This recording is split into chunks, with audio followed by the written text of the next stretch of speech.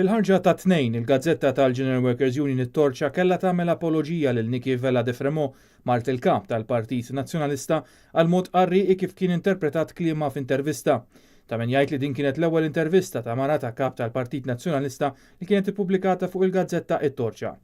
Dan wara li fil-ħarġa tal-ħadd ta' qabel kien ippubblikat rapport dwar intervista li saret ma' Niki Vella de Fremont, iżda dan ir-rapport kien mimli ineżattezzi u miżinterpretazzjonijiet.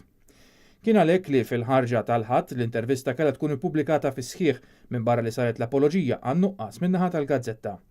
Il-mod qarriqi kif kienet irrappurtata l-intervista waslet għal kritika qawwija hekk kif it-tibdil ma kellux jaqsam xejn ma' dak li qalet verament Mart il-Kap tal-Partit Nazzjonalista.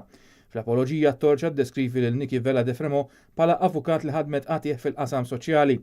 Kien deskritt li meta kienet ikkuntattjata hi tkellmet prinċiparjament fuq l-ibbuljar u fl-ebda ħin ma tkellmet fuq kwistjoni politiċi jew persuni oħra li kif setta tal-impressjoni l-artiklu. Intqal li Niki Vella de Fremont trid taqta' l-iżbilanċ fil-politika u l-mibeda. Fl-intervista Niki Vella de Fremont tkellmet dwar il-bulliżmu u sostniet li l-intervent tal-amministrazzjoni ta' skola jew inkella ta' persuna adulta jew awtorità huwa neċessarju.